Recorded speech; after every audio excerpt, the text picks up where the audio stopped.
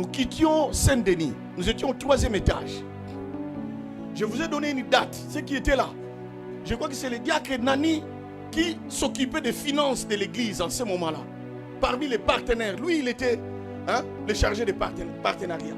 Je vous ai donné une date. J'ai dit, le Seigneur nous dit que nous allons quitter au mois d'octobre. Exactement au mois d'octobre, à cette date, nous avons quitté et on a trouvé une salle à Gonesse. Ceux qui étaient là, on était encore au 3e étage. La date exacte que Dieu a donnée, c'est cette date que nous avons quitté. Nous sommes à la Gonesse. Le premier culte où moi, pasteur, je devais être là. Le premier culte qu'on devait tenir, le monsieur là, il nous a fait un sale coup. Et il veut que nous ne puissions plus nous réunir ce jour-là, premier jour du culte. Et moi, je suis tombé malade comme pas possible. Je ne pouvais pas me lever le même jour-là. Tu te souviens, non? Heureusement que le pasteur Adam était là. Et le pasteur Adam m'a précédé. Mais bien aimé, je ne pouvais pas me lever. J'avais un mal comme pas possible. Jamais senti ce mal-là. Quand je suis allé m'endormir, j'ai dit, mais Seigneur, c'est le premier culte. Moi, je suis le pasteur, il faut que je sois là. Je vis un ange qui est venu. Donc, quand je suis fait cette prière, l'ange m'a touché à la main. Et il m'a dit, toi, tu ne dois pas effectivement manquer à ce culte. Lève-toi et puis pars. Et je me suis levé comme si je n'étais même pas malade. Tu te souviens, non? Et à l'église, tout le monde savait peut-être que, en fait, l'église, on ne savait pas. Pourquoi le pasteur n'est pas là? Mais tout d'un coup, ils m'ont vu. Et j'ai conduit moi-même la voiture jusque là. Les anges existent. Amen. Les anges existent. J'ai compris que Dieu était avec nous. L'ennemi voulait empêcher ça, mais il n'a pas pu. Parce que c'est vrai, nous avons le pouvoir dominateur. Amen. Il faut seulement que vous le sachiez. Amen. Oh, Yabash. Je prie dans le nom de Jésus. Père, que ce que je vois n'arrive jamais. Dans le nom de Jésus-Christ de Nazareth. Je prie que cet enfant soit sous la couverture divine. Dans le nom de Jésus, éternel de gloire. Laisse Dieu que cet enfant croisse normalement, sans être inquiété, et aucun aspect de sa vie, oh Dieu, aucun organe de son corps ne soit affecté négativement. Dans le nom de Jésus, je prie que cet enfant, Père éternel, soit protégé par toi. Dans le nom de Jésus-Christ de Nazareth. Oh Kayabasha. Je prie, oh Dieu, que cette offrande parle en faveur de cet enfant. Laisse Dieu que cet enfant, Père éternel, soit un signe, un présage. Amen. Dans le nom de Jésus. Dans le nom de Jésus. Dans le nom de Jésus. Et nous disons Amen. Amen. Père béni au Père servante. Amen. Amen.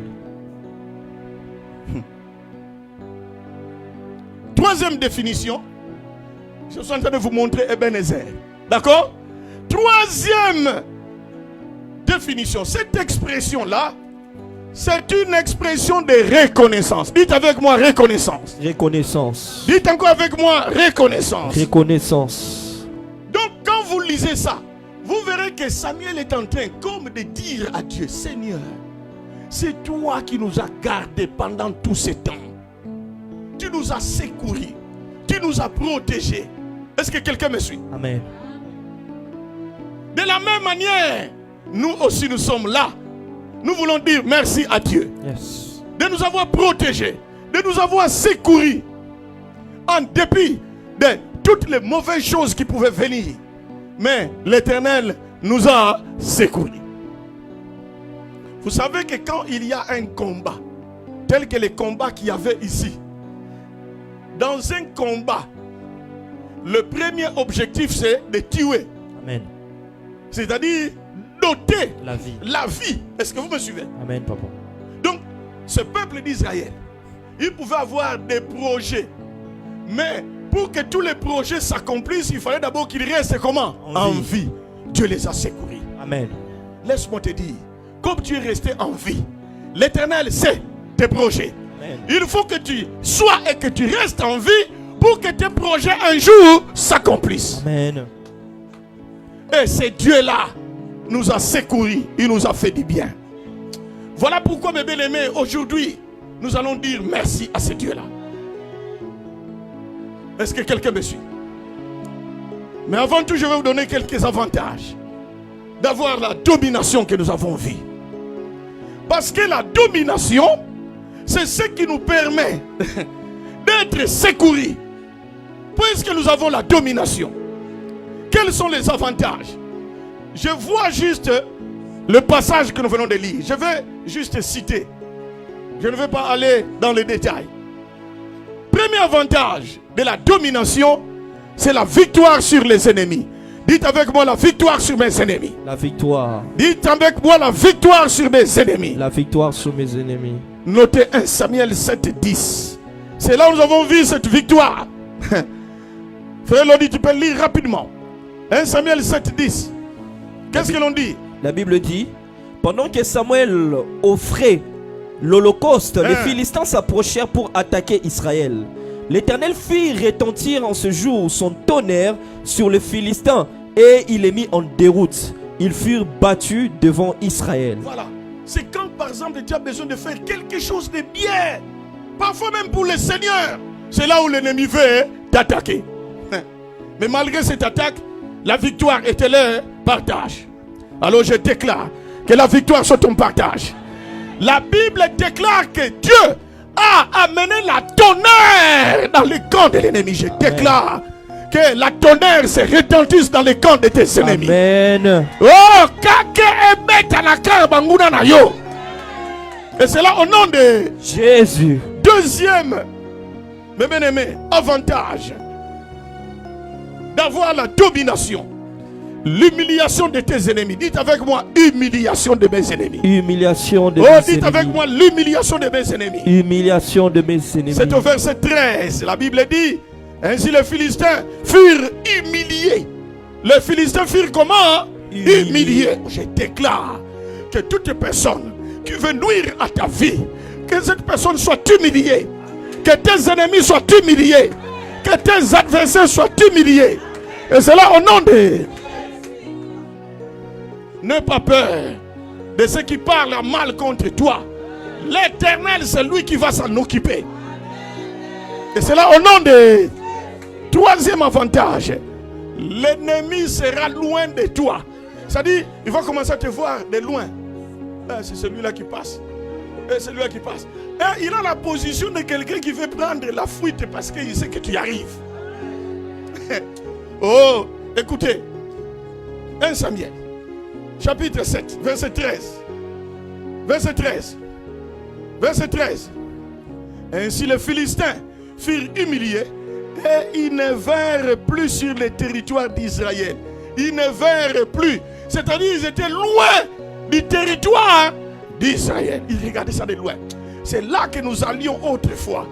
Terrorisés. Mais aujourd'hui on ne peut plus. C'est de loin qu'ils regardaient le territoire d'Israël.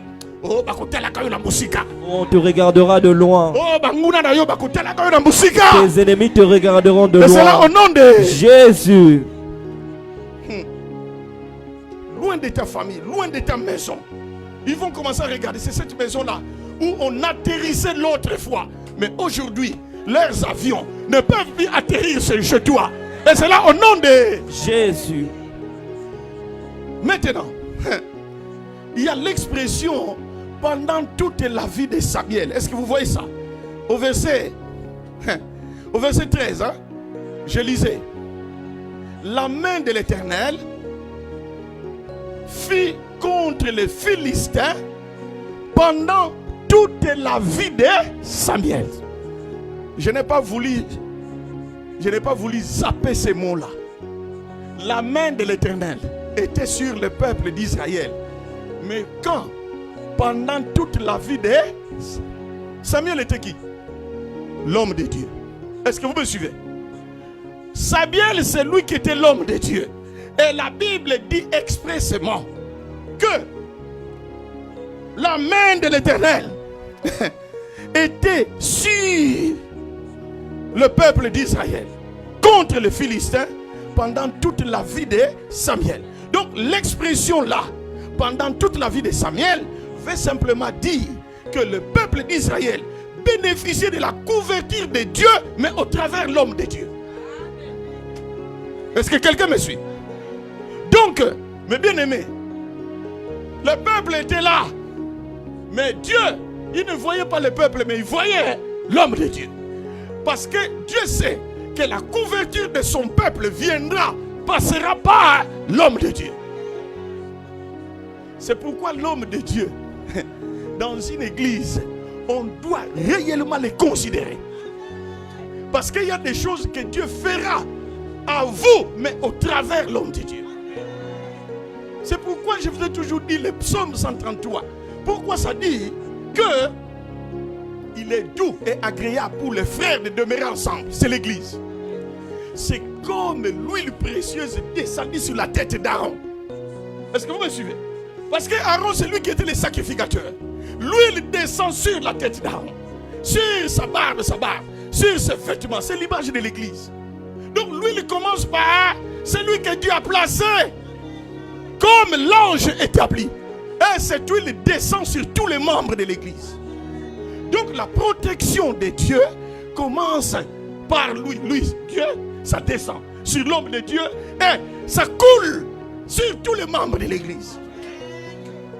Voilà pourquoi tout ce que vous pouvez faire à l'église, vous le faites sous l'onction de l'homme de Dieu. Voilà pourquoi il y a ceux qui parfois peuvent déclarer, ils n'ont pas honte, que le Dieu de l'île me délivre. Et vous verrez qu'effectivement Dieu va te délivrer. Parce que Dieu reconnaît que tu es dans le faisceau de cet homme. Est-ce que quelqu'un t'a compris? Voilà pourquoi Dieu, la Bible n'a pas honte de dire que la main de l'Éternel était contre les ennemis des enfants d'Israël pendant toute la durée de Samuel. Parce que Dieu travaillait au travers le peuple, travaillait chez le peuple au travers Samuel. Retenez ça. Ne cherchez pas à quitter loin de l'onction de l'homme de Dieu. L'homme de Dieu peut paraître un homme comme nous tous, c'est vrai. Mais attention, il est différent. Parce qu'il y a des alliances que Dieu fait avec ses serviteurs qui font qu'à cause de cette alliance, l'homme de Dieu n'a pas besoin de faire beaucoup de prières. Parfois, il dit seulement un mot, Dieu agrée et le miracle s'opère. Pendant que toi, tu prends des jours et des jours, mais parfois rien n'arrive.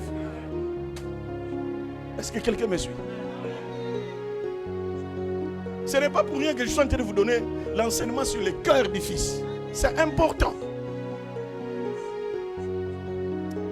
Bon, je ne vais pas aller dans tous les détails. Quatrième avantage, la récupération de ce que l'ennemi a pris, de ce que l'ennemi a volé, de ce qui a été détruit. Quand vous avez la domination, vous allez commencer à récupérer des choses que l'ennemi a prises. Des choses que l'ennemi a prises. Pour être correct avec la langue de Voltaire. Toi, tu vas commencer à récupérer. Ceux qui t'ont été volés, tu vas les récupérer. Même ceux qui ont été détruits, Dieu va les restaurer. Oh, que tu récupères ce que l'ennemi a pris. Oh, que tu récupères ce qu'on t'a volé. Oh, que tu récupères ce qui a été détruit. Et c'est là au nom de... Oh, je prie dans le nom de Jésus, ma fille. Récupère. Ce qui est à toi, récupère. Ce qui a été détruit, que cela soit restauré. Récupère. Dans le nom de Jésus-Christ de Nazareth. Oh, Kayabasha. Le Dieu de récupération. Le Dieu de récupération. Oh, que tu domines en récupérant. Et c'est là au nom de Dieu. Alléluia. Sois béni, ma fille. Quand tu domines, mes bien-aimés, quand tu passes, il y a des endroits où tu passes. Voilà, j'avais pris ça. C'était pour toi, prends. Pardon, j'avais pris ça. Avec attention. Oh, que cela arrive en ta faveur. Amen. Et c'est là au nom de Jésus. Écoutez, mes bien-aimés, voilà le verset 14. 1 Samuel 7,14. Ça dit quoi? Ça dit les villes que les Philistins avaient prises sur Israël retournèrent à Israël.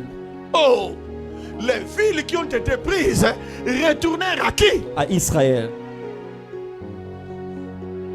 Écoutez, regarde-moi bien dans les yeux. Regarde-moi bien dans les yeux.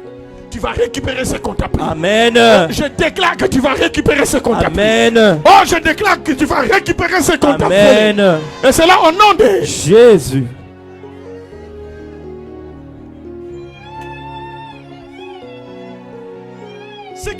Ce que tu déclares, c'est ce qui arrive. Amen, papa. Et cinquième chose, la Bible dit que la paix est entrée dans les camps d'Israël. Est-ce que quelqu'un me suit? Amen. La paix. Et c'est au verset 14 toujours où vous voyez à la fin qu'est-ce qu'on dit. Israël. Lis un peu le verset 14 en intégralité. Les villes que les Philistins avaient prises sur Israël retournèrent à Israël depuis Écron jusqu'à Gath. Ensuite, avec leur territoire, l'Israël les arracha de la main des Philistins et il y eut paix entre Israël et les Amoréens. Et il y eut Paix. Il y eut Paix.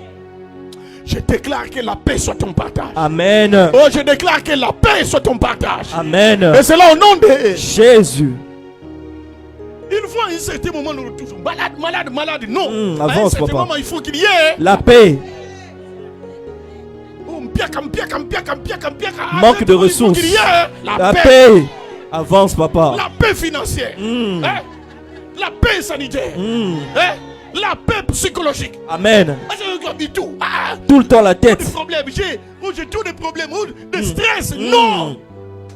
Toutes ces choses-là sous nos pieds. Yes. Et c'est là au nom de Jésus. Oh, c'est toi qui mets au large Dieu. Yes. Celui qui domine, il doit être en paix. Amen. Je prie et que la paix soit ton partage. Amen. Et que la paix soit ton partage. Partout où on t'a volé ta paix, que cette paix revienne. Écoutez, j'aime Jésus. Il a dit, je vous donne la paix et je vous donne ma paix. Donc Jésus nous a donné beaucoup de paix. Amen, papa. La paix, c'est la paix du monde. Amen. Ma paix, c'est la paix spirituelle. Amen. Et je ne vous la donne pas comme le monde la donne. Yes. Le monde fait des alliances, mes bien-aimés. Voilà la politique des alliances, mais des alliances qui sont bidons. Est-ce que quelqu'un me suit? Amen. Quelqu'un qui fait alliance de paix, mais demain il t'attaque encore. Quelqu'un me fait des alliances avec Félix, mais après demain il attaque encore. C'est mon pays, il faut que je parle de ça. Amen. Je ne suis pas politicien, mais tu es politique. Amen. Mais c'est ça, les alliances bidons. Mais je déclare au nom de Jésus. Yes. Que toi tu sois en paix. Amen. Oh, que tu sois en paix. Amen. Et que ta paix demeure.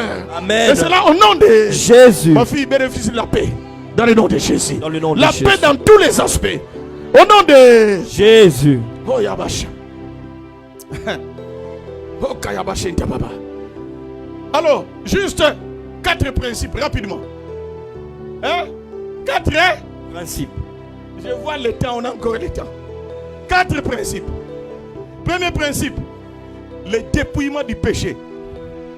C'est très important. Et le pardon.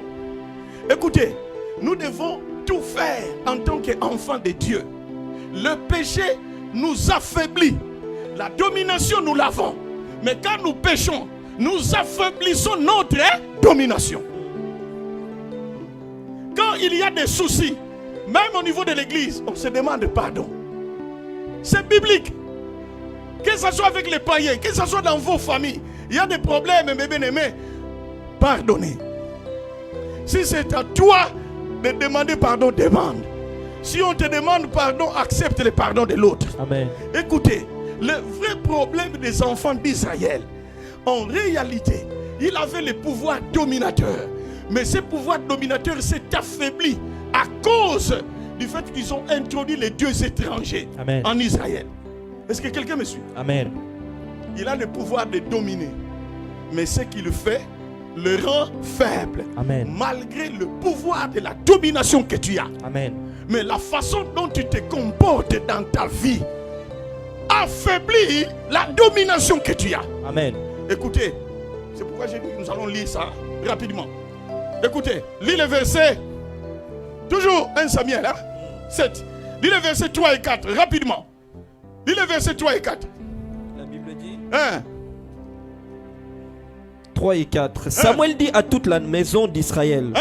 si c'est tout votre cœur 1. que vous revenez à l'Éternel, 1. ôtez du milieu de vous les dieux étrangers. Ah, ôtez du milieu de vous les dieux Étrangers. C'est ça qui les affaiblissait. Donc, en d'autres termes, le péché. En d'autres époques. Continue. Et les Astartés. 1. Dirigez votre cœur vers l'Éternel et servez-le lui seul. 1. Et il vous délivrera de la main des Philistins. Vous voyez ça? Donc, vous avez le pouvoir.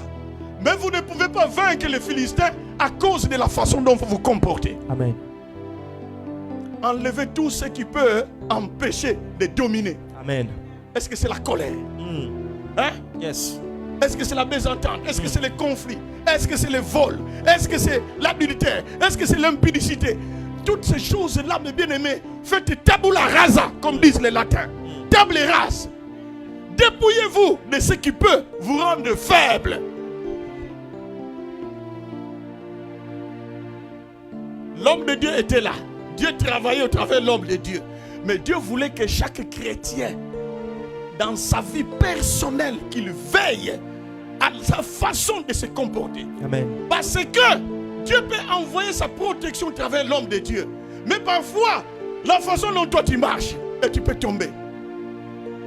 Tu peux tomber.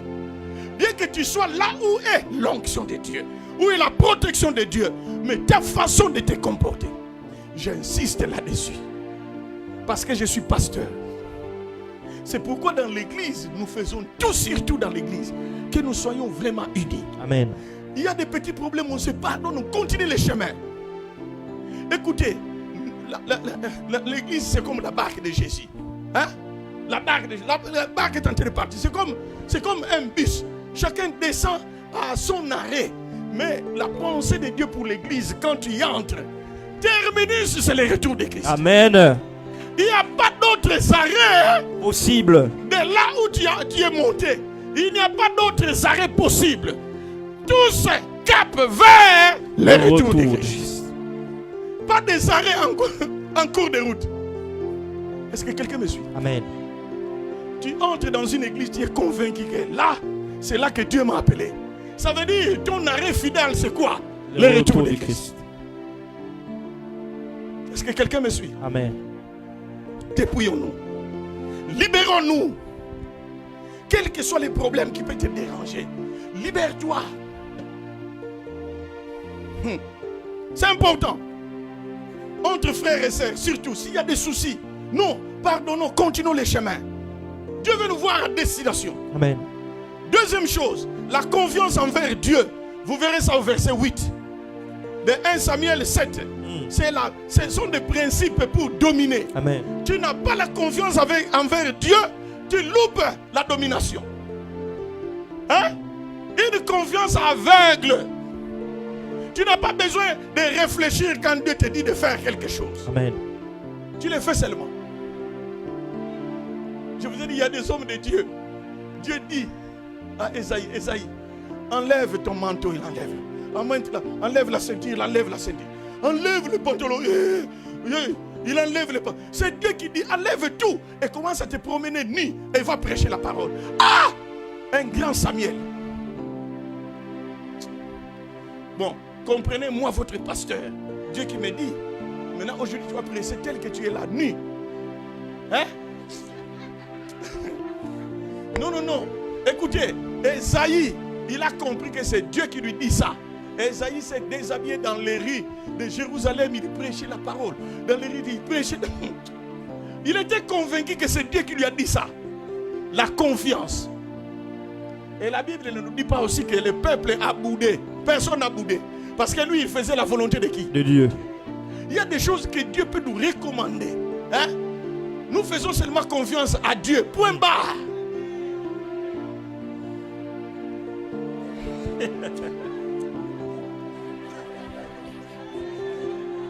Quand je sors seulement ici, je sors ici. Je crois que Personne ne restera ici.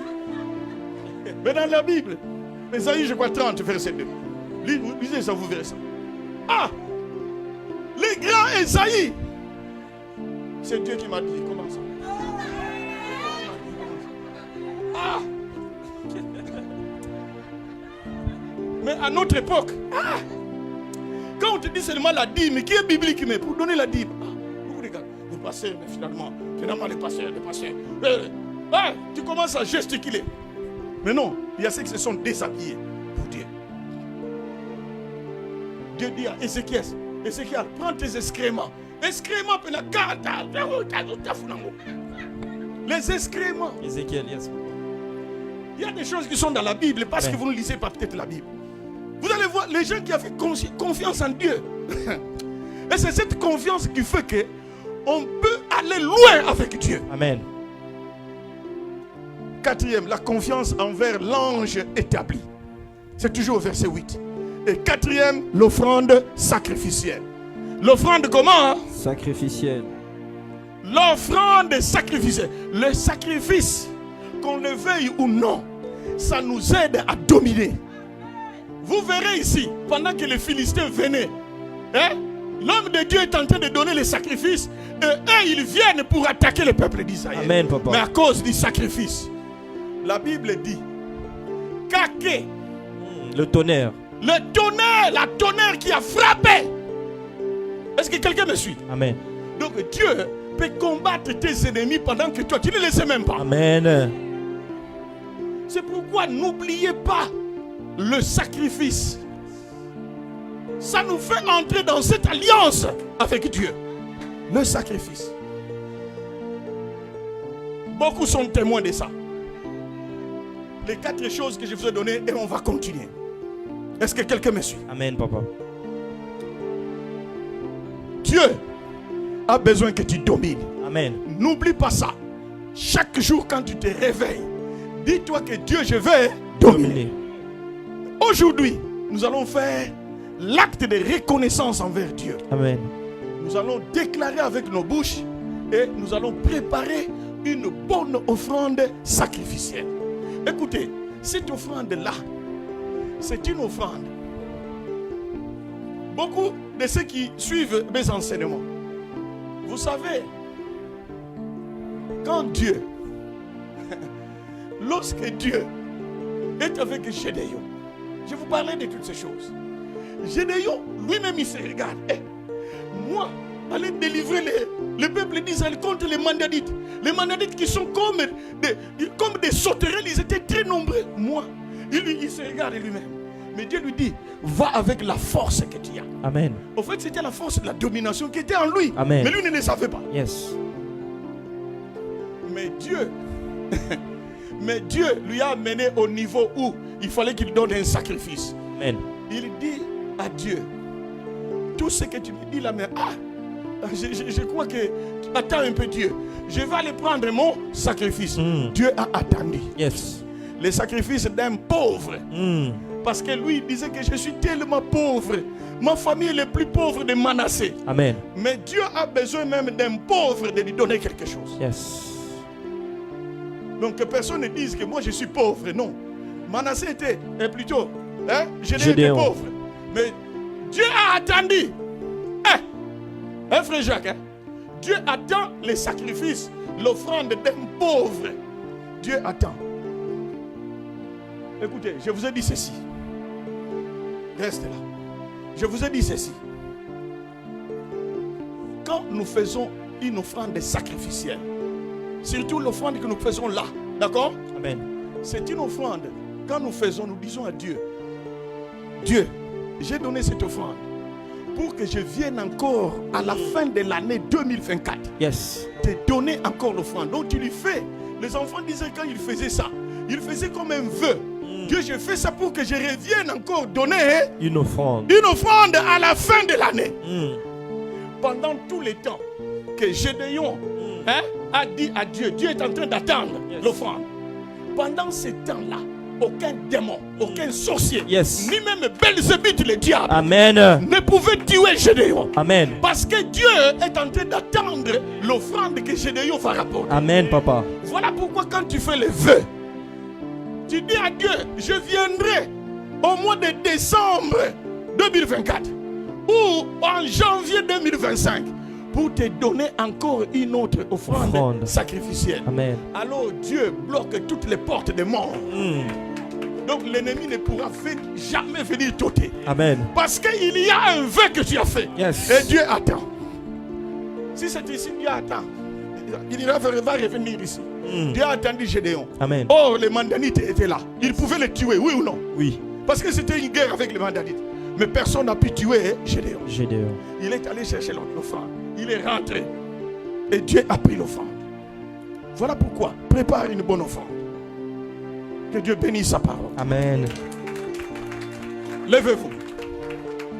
Levez-vous.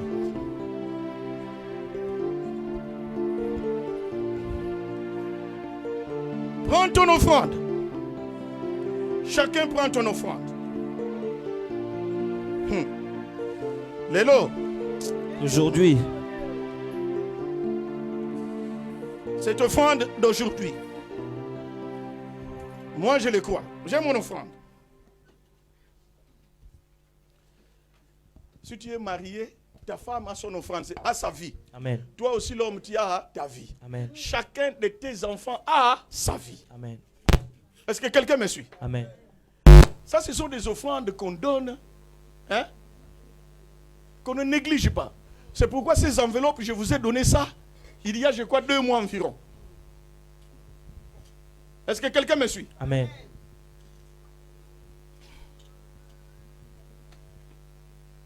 Prochainement, chaque jour, mettez même 50 centimes dans une tirelire. 50 centimes pour aujourd'hui parce que tu m'as donné la vie. Tac! Dans la tirelire. Demain encore 50 centimes. Et à la fin de l'année, au même tirelire encore. Hein? Parce qu'il y a 50 centimes que tu mettais. À la fin de l'année, tu viens donner l'action de grâce.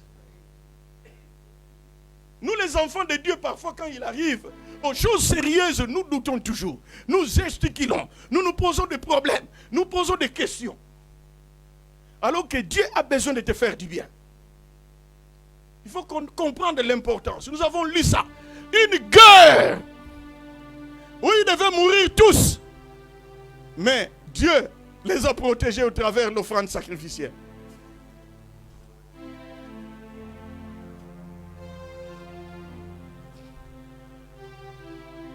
Équipe d'adoration, restons debout à moins que tu sois malade. À moins que tu sois malade.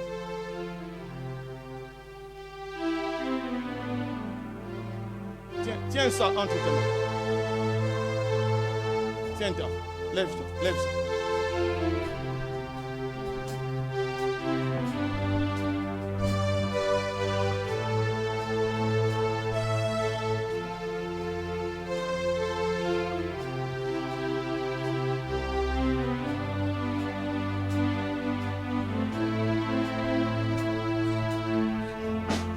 Dépose ça maintenant.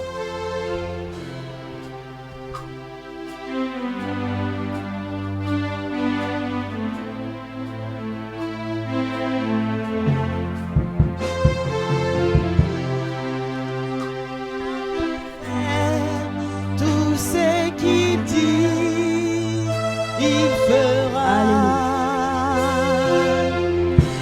Il accomplira toutes ses promesses envers toi. Dieu, c'est toi qui lui as dit de faire ce geste au Père.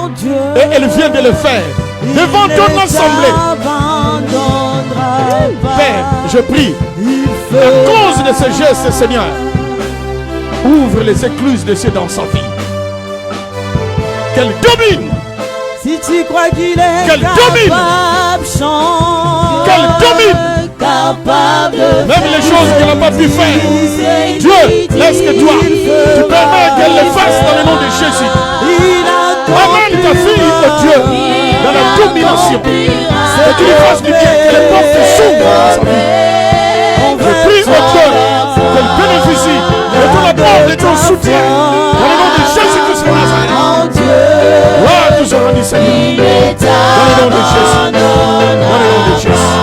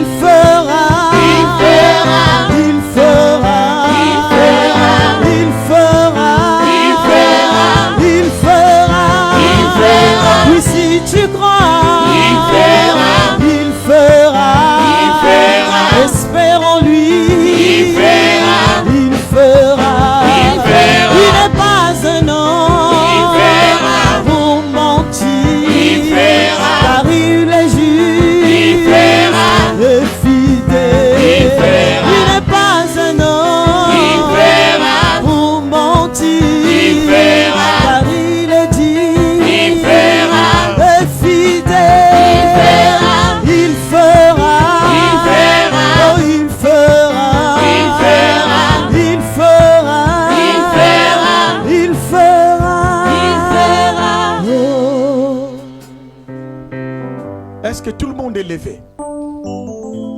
Comme je dis, à moins que tu ne peux pas te lever. Peut-être tu es malade, peut-être que tu es faible. Parce que même tu es malade, même si tu es malade, écoute, Dieu peut te guérir instantanément. Je dis à ceux qui sont malades, Dieu peut te guérir instantanément pendant que tu es là. C'est pourquoi ne vois même pas ta maladie, mais vois les dominateurs. Les dominateurs. Toi, tu es un dominateur, mais lui, Dieu, c'est le dominateur des dominateurs. Ce Dieu-là peut réellement te faire du bien dans ce culte d'aujourd'hui. Parce que moi, je crois toujours, Dieu n'appelle pas son peuple. La Bible dit, personne ne vient à lui s'il ne l'appelle. Donc c'est Dieu qui vous a appelé. Et Dieu ne vous a pas appelé pour vous retourner main vide. Non, ce n'est pas le Dieu que je sers. C'est pourquoi croyez qu'au cours de ce culte, il y a des choses que Dieu va faire dans vos vies. Il y a des choses que Dieu va commencer dans vos vies. Il y a des choses que Dieu va restaurer dans vos vies.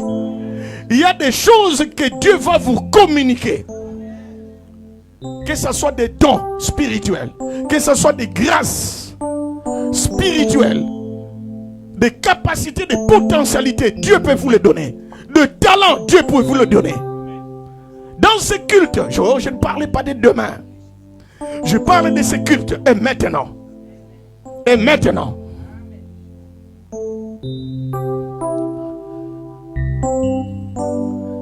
Parce qu'il y a une onction qui est dans la salle, croyez-moi.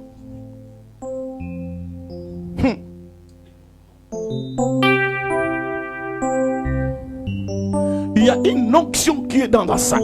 Et je vois même certaines personnes touchées, en criant même. Criant.